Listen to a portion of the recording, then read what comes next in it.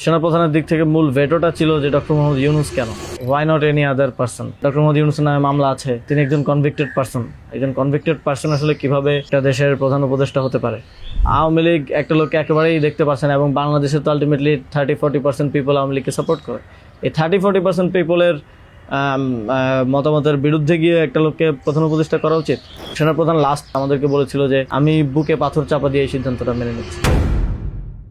আমাদের এই দীর্ঘমেয়াদী পরিকল্পনাটা করতে হতো যে যখন থেকে আমরা ফার্ম ছিলাম যে শেখ হাসিনাকে চলে যেতে হবে, তারপরে কি হবে। আমরা তো আর শেখ হাসিনা চলে যাওয়ার পরে দেশটাকে ছেড়ে দিতে পারি না। তো এই জায়গা থেকে আমরা দেখা যায় যে এই চিন্তাটা আস্তে আস্তে আসতে থাকে, কিন্তু ওই সময়টাতে আসলে এটা বিশ্বাস করাও কঠিন ছিল যে 5 তারিখের মধ্যেই হয়তো হয়ে যাবে। আমাদের তো এমনকি সশস্ত্র বা অভ্যুত্থানের প্রস্তুতিও ছিল। 5 তারিখ যদি আমরা সফল না হতাম, হয়তো আমরা অস্ত্র তুলে নেওয়ার ঘোষণা দিতাম, এবং নাহিদ ভাই ভিডিও বার তো রেডি রেখেছিল, আমিও কি ঘোষণা দিব সেটাও রেডি ছিল। তবে এর আগে আমরা এটা অনুভব করি যে পরবর্তীতে আমরা আসলে দেশটার আসলে কি হবে শেখ হাসিনা চলে যাওয়ার পরে। সেই জায়গা থেকে মানে এটা কোনো কালেকটিভ ডিসিশন এরকম ছিল না, এমন না যে আমরা মিটিং করে ডিসিশন নিয়েছি যে ডক্টর ইউনূসকে প্রধান উপদেষ্টা বানানো হবে বা এরকম কিছু। তখন আমার মূলত যোগাযোগ হয় ইয়ের সাথে, যে যোগাযোগ হচ্ছিল আমেরিকান এম্বাসির কয়েকজনের সাথে। এর পাশাপাশি হচ্ছে সাবেক ছাত্রদলের এক বড় ভাই আছেন শামীম ভাই, উনি মিরপুরে অর্গানাইজার হিসেবে খুব ভালো ভূমিকা পালন করছিলেন। তো ওনার সাথে আমার যোগাযোগ হচ্ছিল। উনি মূলত ওনার যোগাযোগটা ছিল মূলত মুশফিকুল ফজল আনসারি ওনাদের সাথে আর কি। তো ওনার মাধ্যমে আমার ডক্টর আলী রিয়াজ, তারপর হচ্ছে বদির আলম মজুমদার স্যারদের সাথে যোগাযোগ হয়। ওনাদের সাথে আমি কথা বলি। 1 তারিখ যখন আমরা আমাদেরকে ডিবি থেকে ছেড়ে দেওয়া হয়, সেদিন প্রাথমিক কথা হয়, কিন্তু 2 তারিখ মূলত আসল কথাবার্তা শুরু হয়। ওনাদের সাথে কথা বলে এবং ওনাদেরকে তখন আমি জিজ্ঞেস করছিলাম যে ডক্টর মোহাম্মদ ইউনূস কি আসবেন কিনা যদি আমরা আহ্বান করি। তো সবার একটা কমন কথা ছিল উনি আসবেন না, কারণ ওনাকে এর আগেও তো অনেকবার চেষ্টা হয়েছে আহ্বান করার। ওই 24-এর নির্বাচনের আগেও একটা আলোচনা ছিল, এবং এর আগেও 19 সালের দিকে একটা আলোচনা ছিল। এর আগেও যখন তত্ত্বাবধায়ক সরকার ছিল তখনও ওনাকে আনার চেষ্টা করা হয়েছিল, বাট উনি সবসময় পলিটিক্যালি থেকে রিফিউজ করেছেন, দূরে থাকতে চেয়েছেন। তো আলী রিয়াজ স্যারও আমাকে বললেন, বদির আলম মজুমদার স্যারও বললেন যে উনি আসবেন না। আরও যাদের সাথে কথা হচ্ছিল উনি রাজি হবেন না, এই ধরনের একটা কথা ছিল। বাট আমি সরাসরি ওনার সাথেই কথা বলতে চাই, এবং তখন হচ্ছে শামীম ভাই আমাকে ওনার বর্তমান যে এপিএস সাব্বির ভাইয়ের নাম্বার দেন। তো সাব্বির ভাইয়ের সাথে যোগাযোগ করার পর সাব্বির ভাই আমাকে বলেন যে আমি তো স্যারের সাথে নাই। তো স্যারের সাথে মঈন চৌধুরী নামের একজন তখন স্যারের প্রাইভেট সেক্রেটারি হিসেবে কাজ করছিলেন। তো সাব্বির ভাই আমাকে মঈন চৌধুরীর নাম্বার দেন। মঈন চৌধুরীর সাথে আমি যোগাযোগ করি 2 তারিখ কি 3 তারিখ হবে, এবং ওনার সাথে আমার কথা হয়। এবং উনি তখন বলছিলেন যে স্যারের একটা ছোটো সার্জারি আছে। স্যার তখন ফ্রান্সে ছিলেন। তো সার্জারি আছে, এবং পরবর্তীতে আমি ওনাকে মেসেজগুলো ক্লিয়ার করার চেষ্টা করি যে আমরা চাচ্ছি এমনটা। তো উনি স্যারের সাথে কথা বলেন। স্যার আমাদেরকে পরে একটা মেসেজ পাঠান যে তোমরা যেটা করতেছো আমি তোমাদের সাথে আছি আর কি। এটা হচ্ছে 2 তারিখের দিকে স্যার একটা মেসেজ আমাদেরকে পাঠান থ্রু মঈন চৌধুরী, কিন্তু তখনও কথা হয়নি। স্যারের সাথে আমার প্রথম কথা হচ্ছে, মানে আমি বারবার ইনসিস্ট করছিলাম সরাসরি কথা বলতে, কারণ সবাই অনুৎসাহিত করতেছে যে স্যার আসবেন না, আদার অপশনস দেখার জন্য, প্রধান উপদেষ্টা হিসেবে অন্য কাউকে দেখার জন্য অনেক নামও আসতেছিল, অনেক নামও সাজেশন আসতেছিল। কিন্তু আমার চিন্তাটা ছিল যে আমাদের যে অর্থনৈতিক ভঙ্গুর পরিস্থিতি, তারপরে একটা বিশেষ পরিস্থিতিতে আমরা সরকার গঠন করলে সেটার জাতীয় আন্তর্জাতিক যেই স্বীকৃতির ব্যাপার আছে, এগুলো আসলে ডক্টর মোহাম্মদ ইউনূস ছাড়া পসিবল হবে না। তো সেই জায়গা থেকে আমি বারবার যোগাযোগ করার চেষ্টা করি। পরে মঈন চৌধুরী স্যারের সাথে আমাকে কথা বলিয়ে দেন। সম্ভবত ওনার নাম্বার থেকেই প্রথম কথা বলা হয়, এবং স্যারকে আমি অ্যাপ্রোচ করার পরে স্যার আমাকে বললেন যে আমি হচ্ছে তোমরা অন্য কাউকে ভাবো। এটা সম্ভবত 3 তারিখ। স্যার বললেন যে, এবং স্যার কয়েকজনের নামও বললেন যে তোমরা ওনাদেরকে ভাবতে পারো। এর মধ্যে 2-1 জন আমাদের উপদেষ্টা পরিষদেও আছে এখন। স্যার বললেন যে আমার লাইফটা তো ডিফারেন্ট, আমি ওইখান থেকে আসবো কিনা। এবং উনি বলেন যে তাহলে, আমি যখন বললাম যে স্যার আপনাকে ছাড়া হবে না, আপনাকে আসতেই হবে, তখন উনি বললেন যে আমি ভেবে দেখি, তোমরাও ভাবো, যদি আদার কোনো বেটার অপশন পাওয়া যায় তাহলে তোমরা ভাবো, আর আমিও ভেবে তোমাদেরকে জানাবো। তো 3 তারিখ তো অনেক কিছু আনসার্টেন ছিল, এক দফা শুধু ঘোষণা হয়েছে, কবে পতন হবে, কবে আসবে, এটা আনসার্টেন ছিল। তো আমার মনে হয় এটাও ডিসিশন নেওয়ার ক্ষেত্রে একটা বাধা ছিল সে সময়। কিন্তু আমি যথেষ্ট, আমার মনে হচ্ছিল যে উনি ডিনাই করলেও he is to some extent positive, যেটা বাকিদের থেকে আসতেছে যে একেবারেই আসবে না এরকম। আসিফ স্যারও বলতেছিল যে আসবে না স্যার, রাজি হবে না। তো আবার আমার মনে হচ্ছিল যে এই লোকগুলো তো সবাই স্যারকে পার্সোনালি চেনে, তো ওনারা বলতেছে, কিন্তু আমরা ইনসিস্ট করি, আমি ইনসিস্ট করি, এবং আমি তখন আসলে বাকিদেরকে জানিয়ে রাখছিলাম যে আমার স্যারের সাথে যোগাযোগ হচ্ছে। তখন এটা কোনো কালেকটিভ ডিসিশন ছিল না যে ওনাকে আমরা প্রধান উপদেষ্টা করব। আমি নাহিদ ভাই, মাহফুজ ভাইদেরকে জানিয়ে রাখি যে আমার ওনার সাথে যোগাযোগ হচ্ছে, দেখি এটা কোথায় যায়। আর সবার কাছেই তো তখন সময়টা আনসার্টেন ছিল যে কখন পতন হবে, কখন সরকার হবে। এটা অনেক ফার সাইটেড আসলে বিষয় ছিল ওই সময়টাতে, কারণ আমাদের মনে হচ্ছিল না যে 5ই আগস্ট পতন হবে, আমাদের মনে হচ্ছিল যে আরও হয়তো দীর্ঘ সময় আমাদের লড়াই করতে হতে পারে। ইভেন সব ধরনের সম্ভাবনাই ছিল, এটা একটা গৃহযুদ্ধের দিকে যাওয়ার পরিস্থিতিও ছিল ওই সময়টাতে। তো পরবর্তীতে যখন এরপরও স্যারের সাথে আমার কমিউনিকেশন, স্যারের টিমের সাথে কমিউনিকেশন চলছিল। 5 তারিখ মূলত স্যারের সাথে আবার কথা হয়। মহিন চৌধুরীর সাথে রেগুলারই কথা হচ্ছিল, প্রতিদিন 2-3 বার কলে কথা বলছিলাম। 5 তারিখ স্যার যখন সার্জারিতে ঢুকবেন, ঢোকার আগে হচ্ছে কথা হয়, যখন শেখ হাসিনা পালিয়ে গেল সন্ধ্যায়, আমরা চ্যানেল 24-এর অফিসে, তখন আমি স্যারের সাথে কথা বলতে চাই যে এখন তো পতন হয়ে গেছে, এখন একটা ডিসিশনে আসতে হবে। তো তখন মহিন ভাই স্যারের সাথে আমাদেরকে কলে যুক্ত করেন। তো চ্যানেল 24 অফিসেই নাহিদ ভাই আর আমি আমার ফোন থেকে লাউডস্পিকারে স্যারের সাথে কথা বলি। তো স্যারকে আমরা বলি যে স্যার এখন একটা ডিসিশন আসতে হবে, আর স্যারও সার্জারিতে চলে যাচ্ছিলেন তারপরে ডিসিশন দেওয়াটা। তো স্যার এক ধরনের তখন মনসম্মতি দিলেন যে আমি আসব। আর এর মাঝে তো 2 দিন স্যারও আলোচনা করেছেন বিভিন্ন পর্যায়ে, আমি আসবো, তবে বিস্তারিত কথা বলার আগে তোমরা কোথাও এটা অ্যানাউন্স করো না আর কি। তো এই আলোচনাটা হওয়ার পরে আমরা, অনেকগুলো বিষয় ছিল ডিসকাস করার মতো, আলোচনাটা হওয়ার পরে আমরা চ্যানেল 24-এর অফিসে প্রেস ব্রিফিংটা করি সেদিন রাতে, এবং সরকারের রূপরেখাটা কী হবে সেখানে ঘোষণা করি, একটা অন্তর্বর্তীকালীন জাতীয় সরকার ঘোষণার কথা বলি। এছাড়াও আরও রূপরেখাগুলো বলি যে রাজনৈতিক অংশগ্রহণ, তারপর সিভিল সোসাইটি, তারপরে অভ্যুত্থানের নেতৃত্বের অংশগ্রহণ, এই পলিসিগুলো আমরা সেখানে ঘোষণা করি। স্যারের নামটা ঘোষণা করা হয়নি। সেদিন রাতে স্যারের সাথে আবার চূড়ান্ত কথা হয়, রাতের আনুমানিক 12:30 থেকে 2টা-2:30 পর্যন্ত প্রায় 2 ঘন্টা স্যারের সাথে নাহিদ ভাই আর আমার কলে কথা হয়, এবং সেখানে আমরা বিস্তারিত বিভিন্ন বিষয়গুলো আলোচনা করি, এবং স্যারের কিছু কনসার্ন ছিল সেগুলো আমরা ডিসকাস করি যে এটা আবার 1-11 মতো একটা সরকার হবে কি না, মানে আমরা ক্ষমতায় বসবো কিন্তু পেছন থেকে আর্মি আমাদেরকে চালাবে কিনা, অথবা অন্য কেউ আমাদেরকে ডিক্টেট করবে কিনা। স্যারের কনসার্ন ছিল এটা। স্যারের কনসার্ন ছিল যে আমি আসলে আমাকেই স্বাধীনতাটা দিতে হবে, আমি আসলে এটা আর্মি রান করবে কিংবা পেছন থেকে কেউ রান করবে, এটা হলে আমি আসবো না। তো আমরা স্যারকে বলেছি যে আমাদের পজিশনে এটাই, যে গভর্নমেন্ট যদি আমরা ফর্ম করি, গভর্নমেন্ট স্বাধীনভাবে কাজ করতে হবে, এবং এখানে সেনাবাহিনী কিংবা অন্য কোনো অথরিটি যদি হস্তক্ষেপ করতে চায়, সেক্ষেত্রে আমরা মাঠ থেকে সেটাকে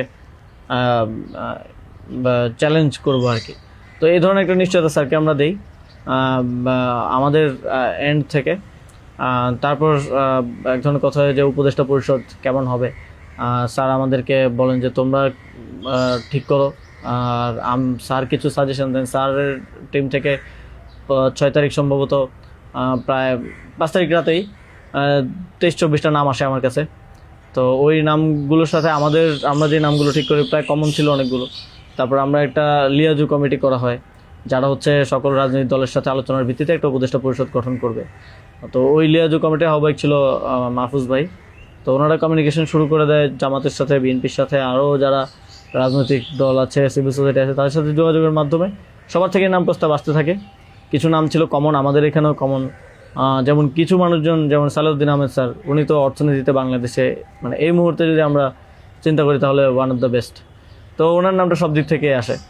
তো এরকম কিছু কমন নাম আসে, আবার কিছু নাম দেখা যায় আমরা ইনক্লুড করি বা কোনো এক পক্ষ থেকে আসে, কিন্তু অন্য পক্ষ এটাকে আবার রিফিউজ করে। বিএনপির কিছু নামের ব্যাপারে আপত্তি ছিল, তাদেরকে পরে নেওয়া হয়নি। তো এভাবে একটা মোটামুটি সবার সাথে কনসালটেশনের ভিত্তিতে একটা উপদেষ্টা তালিকা করা হয়। এবং যেদিন স্যার ল্যান্ড করে বাংলাদেশে আসেন 8 তারিখ দুপুরে, আর্মি থেকেও কিছু নাম প্রস্তাব করা হয়। কিন্তু আমরা একটু প্রায় 5-6টা নাম আমরা একটু ঘেটে দেখলাম যে এই লোকগুলো ওইভাবে সর্বজন গ্রহণযোগ্য না। এবং আরেকটা সমস্যা হচ্ছে তাদের অনেকেরই হয় না যে সফট আওয়ামী লীগ অ্যান্ড আওয়ামী লীগের সিভিল সোসাইটি হিসেবে পরিচিত, অথবা তাদের ব্যাকগ্রাউন্ডটা একজন আর্মি অফিসিয়ালসের নাম ছিল সেখানে, এক্স আর্মি অফিসিয়ালস। তার ব্যাকগ্রাউন্ড আমরা দেখি যে তিনি ইন্ডিয়ায় তিনি 4 বছর ছিলেন এবং 4 বছরে তিনি কয়েকটা কোর্স করেছেন সেখানে। সো আবার ওনার ব্যাপারে জনমত হচ্ছে র কানেক্টিভিটি আছে।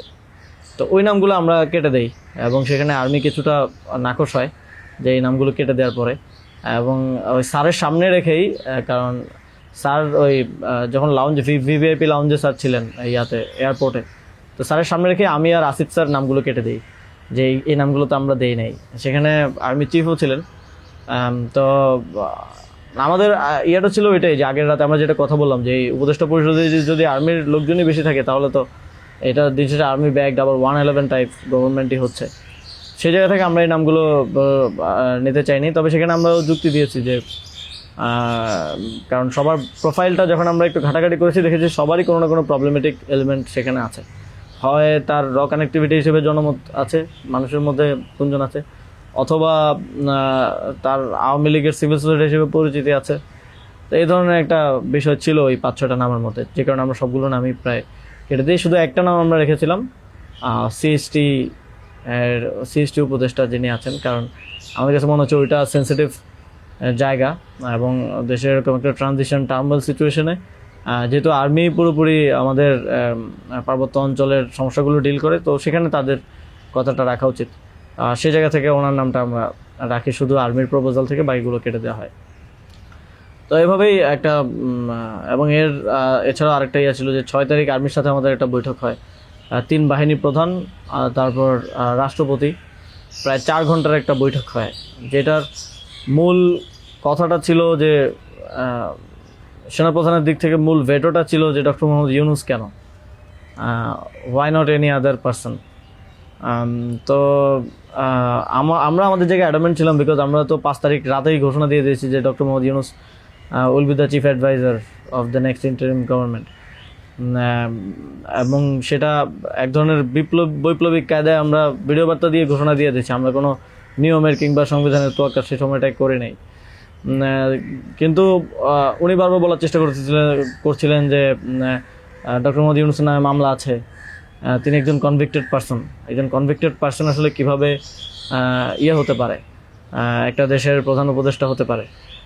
তো আমরা যখন এগুলো ডিবাঙ্ক করতেছিলাম কথাগুলোকে যে এগুলো তো আওয়ামী লীগের সময়ের পলিটিক্যালি মোটিভেটেড মামলা, এই মামলা তো দেখা গেছে সবার নামে পাওয়া যাবে, আমাদের নামেও আছে।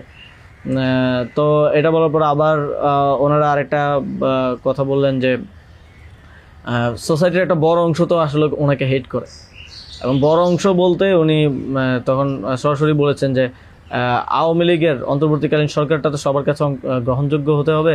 এখন আওয়ামী লীগ তো ডক্টর মোহাম্মদ ইউনূসকে 2 চোখে দেখতে পারে না, একদম অপছন্দ করে। তো এখন এই আওয়ামী লীগ একটা লোককে একেবারেই দেখতে পাচ্ছে না, এবং বাংলাদেশে তো আলটিমেটলি 30-40% পিপল আওয়ামী লীগকে সাপোর্ট করে। এই 30-40% পিপলের মতামতের বিরুদ্ধে গিয়ে একটা লোককে প্রধান উপদেষ্টা করা উচিত।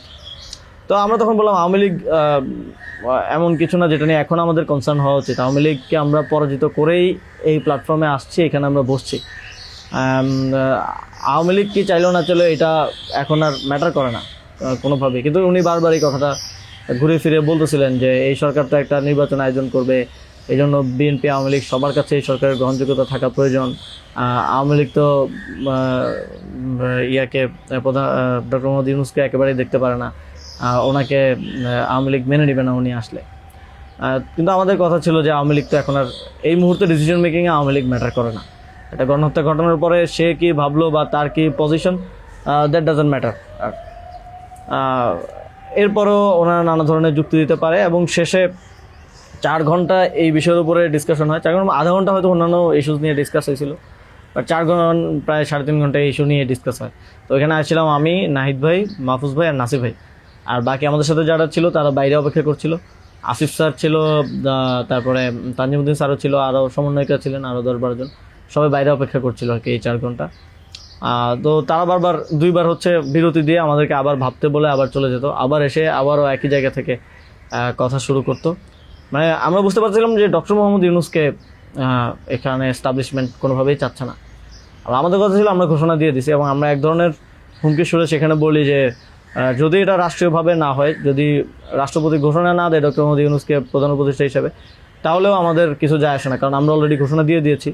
আমরা আমাদের তৈরি করা উপদেষ্টা পরিষদ নিয়ে শহীদ মিনারে গিয়ে শপথ নিব।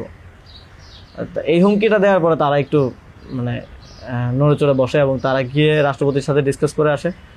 এবং সেনাপ্রধান লাস্ট আমার মনে পড়ে আমাদেরকে বলেছিল যে আমি বুকে পাথর চাপা দিয়ে এই সিদ্ধান্তটা মেনে নিচ্ছি। এবং